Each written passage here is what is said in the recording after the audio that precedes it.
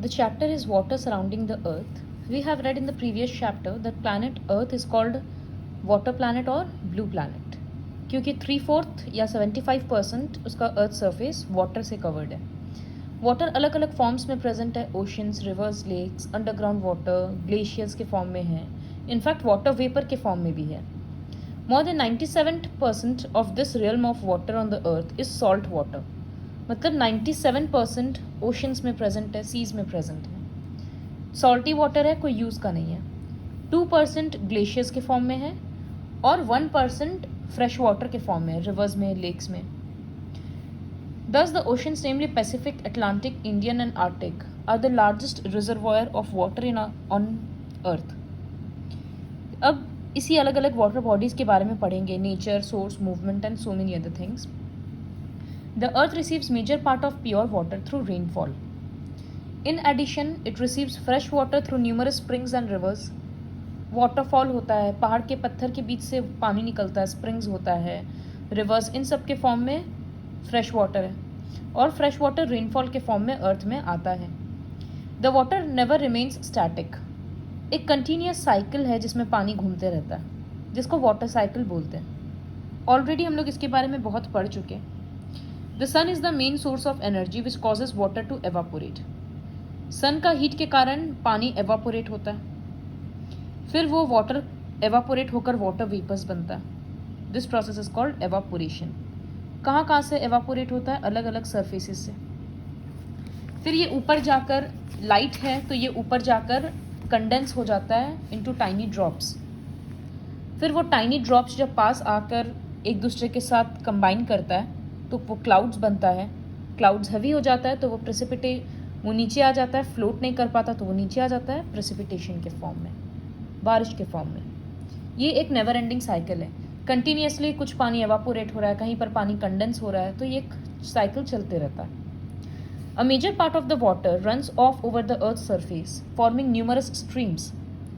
A small part of rain water percolates inside the earth which forms ground water.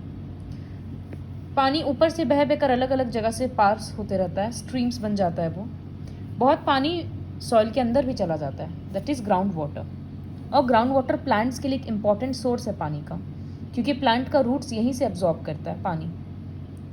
Water is also present in the form of ice crystals in high altitude regions. Thus we can infer that there is a continuous supply of water to our earth. However, इसका distribution uniform नहीं है. कहीं ज़्यादा बारिश आता है, कहीं पर स्नोफॉल होता है, कहीं पानी का बहुत कमी है.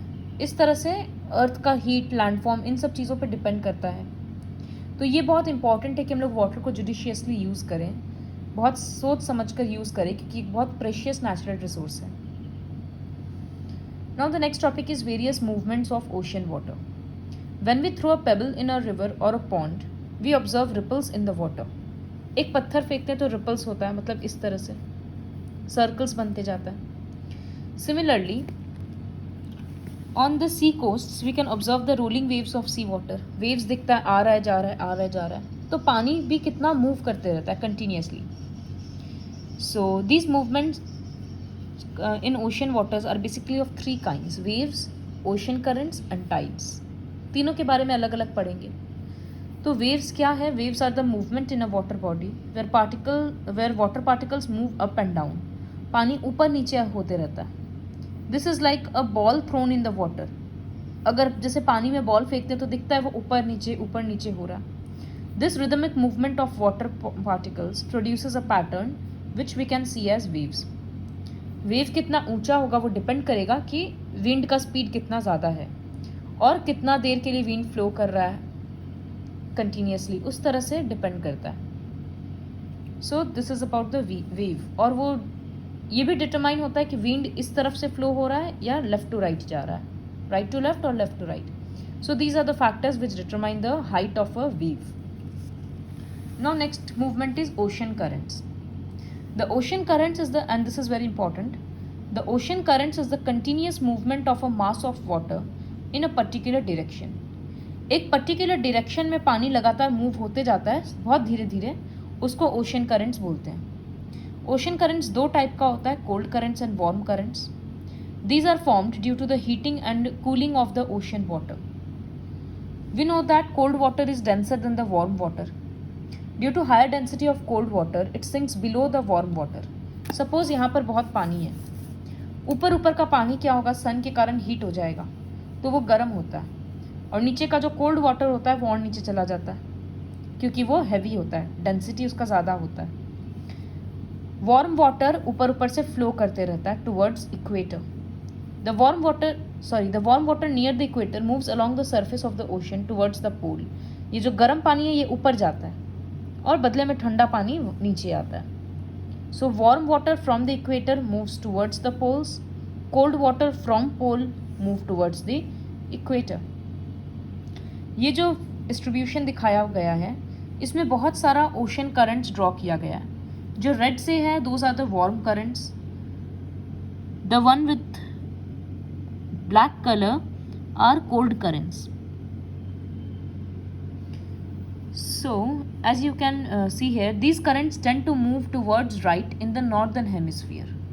Northern hemisphere में right side में जाता है, southern hemisphere में left side में. Generally warm currents flow along the east coast of the subcontinents. You'll have to learn this line.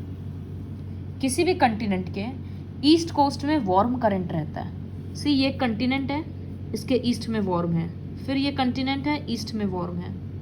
This is the continent, east में वार्म है. For every continent you can सी.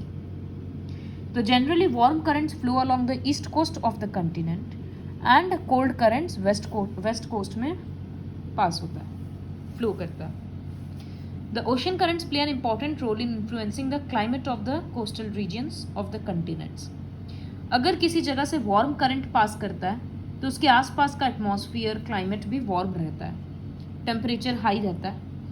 और अगर cold current pass करता है तो surrounding regions cold रहता है. Similarly cold currents make the adjoining coastal regions colder. In coastal areas warm ocean currents cause rainfall and therefore influence it's climate, making it warm and moist. और अगर cold current pass करेगा तो cool and dry रहेगा. तो समझ में आ रहा है क्लियरली, ये एक मेजर पॉइंट है कि ocean currents determine the climatic conditions of the reason.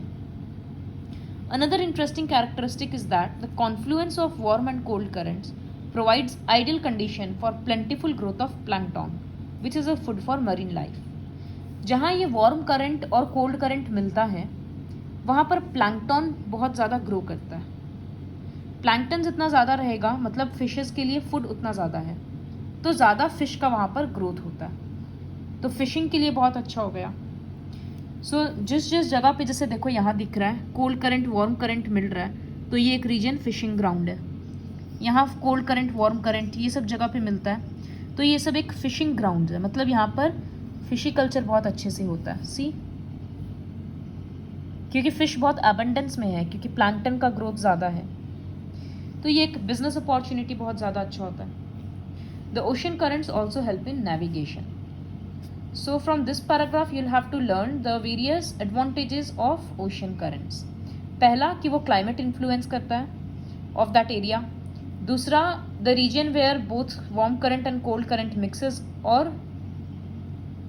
the confluence of warm and cold currents. Plenty of plankton grows there and thus it serves as a major fishing ground. तीसरा the ocean currents also help in navigation.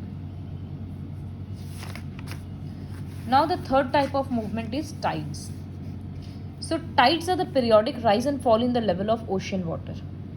जब moon या सन के gravitational pull की वजह से पानी ऊपर या नीचे जाता है उसको टाइड्स बोलते हैं. Tides occur twice a day.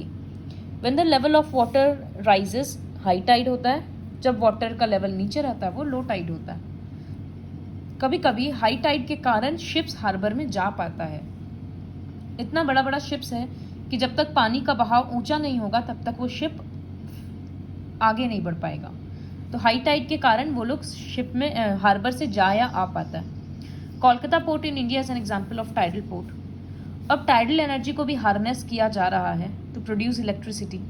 जिस तरह से पानी गिरता है एक टरबाइन रोटेट होता है और इलेक्ट्रिसिटी प्रोड्यूस होता है, हाइड्रो इलेक्ट्रिसिटी बोलते हैं, ठीक उसी तरह से टाइडल एनर्जी भी क्रिएट किया जा रहा है.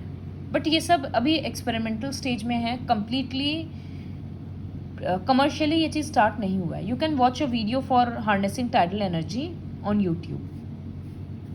The time interval between a high tide and a low tide is 6 hours 13 minutes. This is a fact which you'll have to learn. Haji Ali Dargah, located in Arabian Sea in Mumbai, is the live example of high and low tide. One can visit the dargah only when it is low tide. High tide में उस दरगाह में जाया नहीं जा सकता. Next is importance of oceans to man. The oceans facilitate countries and regions to trade with one another. क्योंकि जितना भी heavy machinery है, goods है, वो सारा शिप से ही ट्रांसपोर्ट किया जाता है. Because water transportation is cheaper than any other means of transport. Marine environment provides animal and plant life for food and trade in abundance. Oceans एक वैल्यूएबल सोर्स ऑफ फूड है. Marine food, sea food बहुत common होता है. Some of the valuable mineral resources are also found in ocean floor, जैसे mineral oil, manganese, gold, platinum, nickel, copper, ये सब मिलता है. Several countries are tapping mineral oil as a source of energy in a big way. But oceans में इतना deep में जब exploit किया जाता है, ड्रिलिंग किया जाता है, पंप करके निकाला जाता है, तो इससे pollution भी बहुत create हो रहा है और ये सब थोड़ा difficult भी है. It is hoped that ocean will serve as a major source of valuable resource. Case study of tsunami. So what is tsunami? Tsunami means huge sea waves, जो एक Japanese name है. बहुत ऊंचा वेव्स आता है. Generally ये क्यों होता है? ओशन फ्लोर के नीचे अगर अर्थक्वेक आता है या वोल्केनो इरप्ट हो जाता है, तब पूरा ऊपर का पानी, तब जो ओशन में पानी होता है वो पूरा हाइट में राइज करता है और वेव्स के फॉर्म में, हाई वेव्स के फॉर्म में आता है.